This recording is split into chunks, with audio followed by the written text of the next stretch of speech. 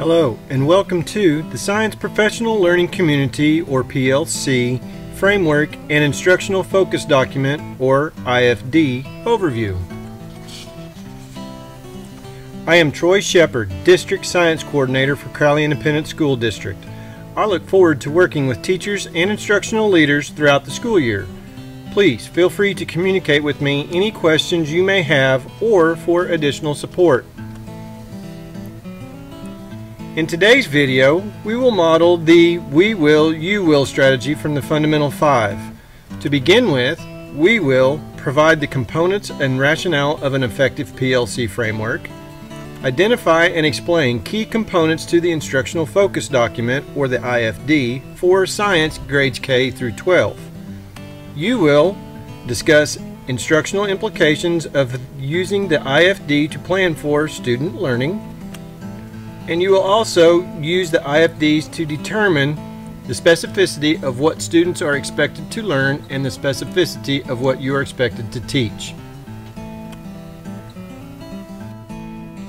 To create a professional learning community, or a PLC, educators must focus on student learning, working collaboratively, and holding ourselves accountable for results. This video will answer 3 crucial questions that drive the work within a PLC. What do we want students to learn? How will we know each student has learned it?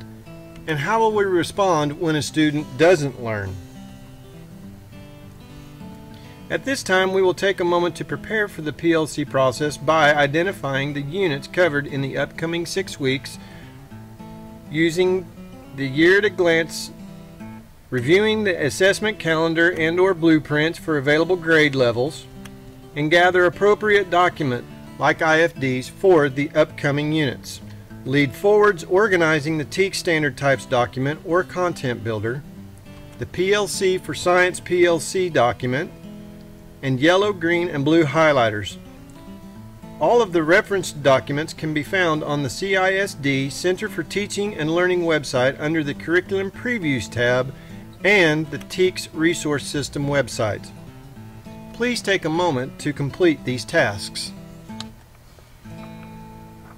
The purpose and use of the Instructional Focus Document is to bridge between curriculum, instruction, and assessment, bundle standards into units of instruction, includes performance assessments, provides important concepts, understandings, or the big ideas, and vocabulary for the unit. It also includes the targeted specificity for bundled standards in the unit. The teachers use the IFD to measure student learning of the bundled standards through performance assessments, determine what content should be taught and what students will learn in each unit and grading period, and maintain a focus on the standards while planning and implementing instruction. Customize instruction as appropriate is the last one. A discussion question for this section would be, how does knowing this information help to guide your instruction? Please take a moment to pause the video and discuss what this question means for you. Component 1 of the Instructional Focus Document, or the IFD, is the Unit Overview. The Unit Overview provides student expectations, the unit goals, and prior and future learning. The first paragraph of the Unit Overview explains how the unit is bundled together. The second paragraph has a threefold design. The first part of that threefold design is to create a picture of what has happened previously in this concept. The second part of the threefold design is to bridge the connection between prior knowledge and new knowledge. And the third is to describe how the new knowledge will be extended in both the current grade level or the next. The last paragraph of the unit overview is to cite research that was used to inform curriculum choices.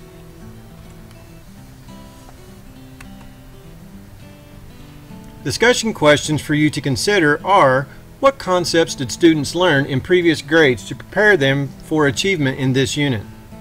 How will your instruction help students apply these concepts at higher levels in subsequent grades?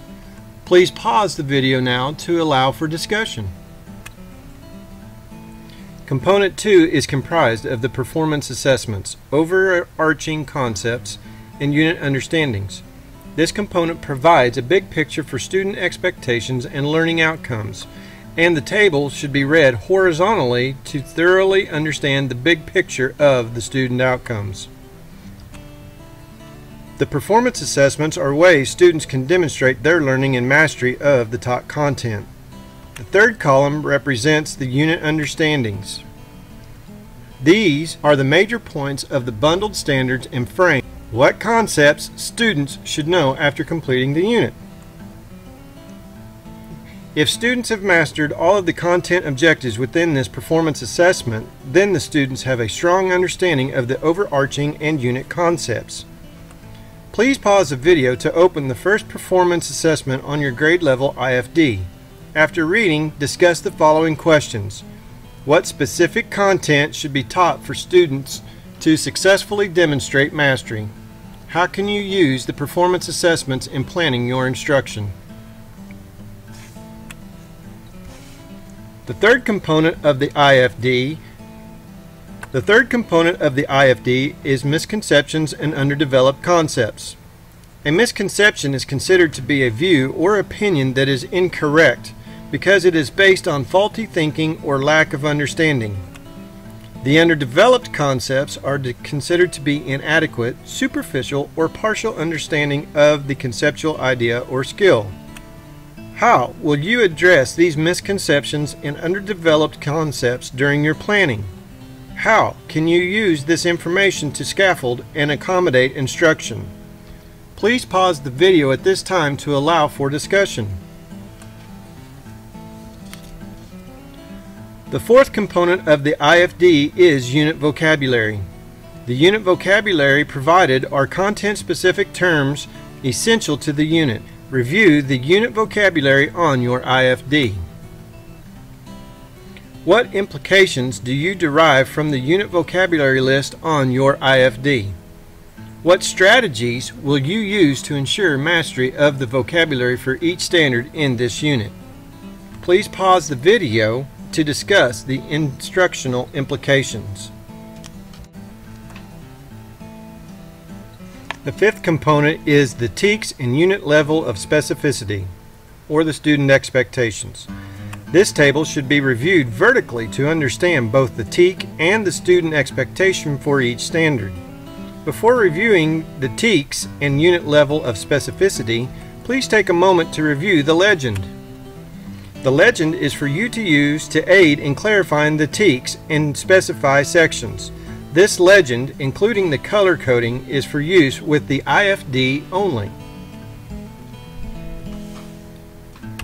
The unit level of specificity is the part of the IFD where the TEKS are broken down to the minute details and expectations of what students are supposed to learn. When reviewing this standard, make sure to identify the cognitive level. These are the verbs that define what the students will be able to do.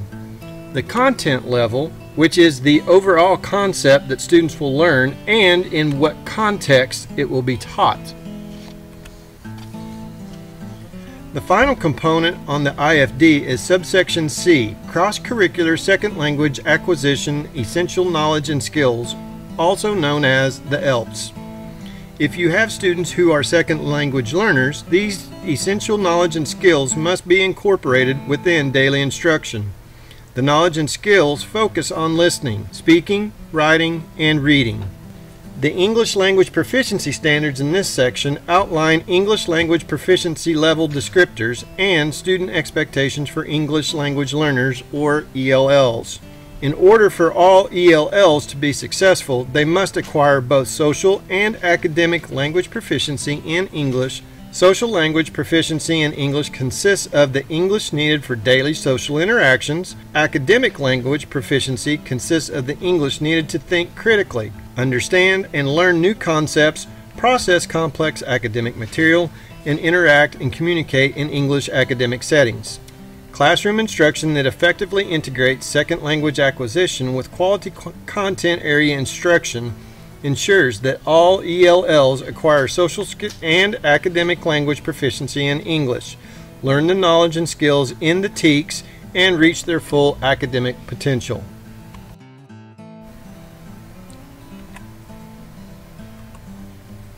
We will now begin the content building piece of the PLC process. You will need the following materials at this time: the unit IFDs for the upcoming 6 weeks, the content builder document, and the PLC for Science PLC document.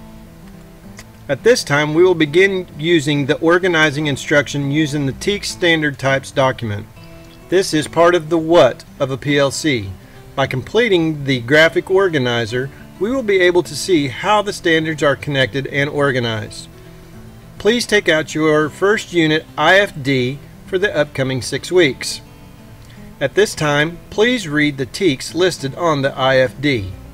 Please note, if your grade level is a non-STAR or EOC tested grade level, use the TEKS snapshot document that can be accessed on the curriculum preview page on the Center for Teaching and Learning tab of the CISD website.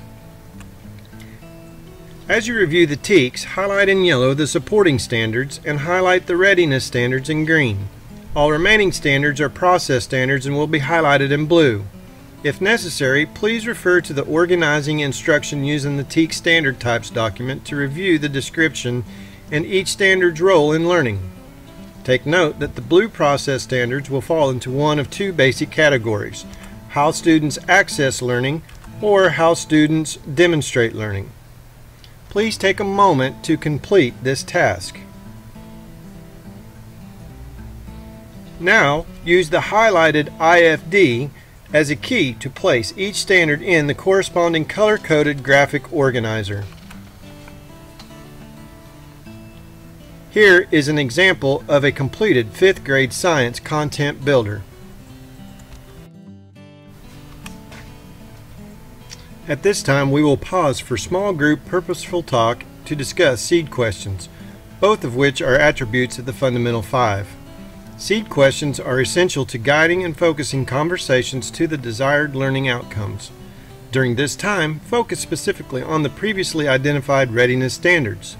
The questions for discussion are: what concepts did the students learn in the previous grade to prepare them for this unit? This can be found in the unit overview of the IFD. Also, in the unit overview, look at how the student will use that concept in subsequent grades. Will the way you teach it help prepare students for future learning? In the underdeveloped concepts and misconceptions section of the IFD, what underdeveloped concepts play a role in student success of the readiness standards? Also, what common misconceptions deter students from being successful? From the listed vocabulary, which terminology will play a key role to ensure mastery? And last, how have you taught this content in the past? And how will you teach it differently this year? Please keep in mind that small group purposeful talk about the learning typically lasts between 30 seconds and 3 minutes per question. Please pause the video at this time to allow for discussion. After reviewing all units in the upcoming 6 weeks, we will begin the Now What piece of the PLC curriculum preview. Using the PLC for the Science PLC page as a tool for creating lessons, classroom instruction will move to a higher level of understanding as well as offer opportunities for students to transfer information. The first step in completing the PLC for Science PLC is to list all the readiness standards in the upcoming units. Take time now to discuss which stimulus could be used to address these TEKS. The next step is to review the verbs in the SEs. Which thinking activities will match the rigor for this level of blooms? Now discuss 2 to 5 thinking opportunities for students to demonstrate how they will process this information. This will occur every 5 to 10 minutes depending on the grade level during the whole group instruction. Please pause to complete this task. Look at the Evidence of Learning column. Discuss and select an appropriate product that can be used to show evidence of student learning which matches the rigor of the readiness standard. Questions to think about when selecting the evidence of learning. How will students demonstrate their thinking, and how will we know when students have mastered the concept? Once you have selected an end product or evidence of learning, you will use a high-yield instructional strategy to support student learning. This is not an exhaustive list of all instructional strategies. Please feel free to choose other high-yield instructional strategies. Some discussion questions for this section are: discuss and select what product can be used to show evidence of student learning. How will students demonstrate their thinking, and how will we know when students have mastered the concept? This is an example of what a completed PLC for a science PLC document might look like. Some resources with examples of instructional strategies are shown. These are only a few of the infinite amount of instructional strategies out there. Also, visit the Center for Teaching and Learning on the CISD website for more examples. Please take a moment to discuss an instructional strategy you have used in the past or might use to teach concepts in the upcoming units. An integral part of the PLC, Now What, is intervention. Take time now to discuss the following questions and what they may look like on your campus. How will we provide students with additional time and support in a timely, directive, and systematic way when students experience difficulty? Also, how can we enrich the learning of students who are already proficient? Thank you for taking time to watch the PLC Framework in IFD overview video. Again, I look forward to working with teachers and instructional leaders in the upcoming school year. If you have any questions or needs for additional support, please contact me at tshepard@crowley.k12.tx.us. Please remember that I am always here to help and support and serve you.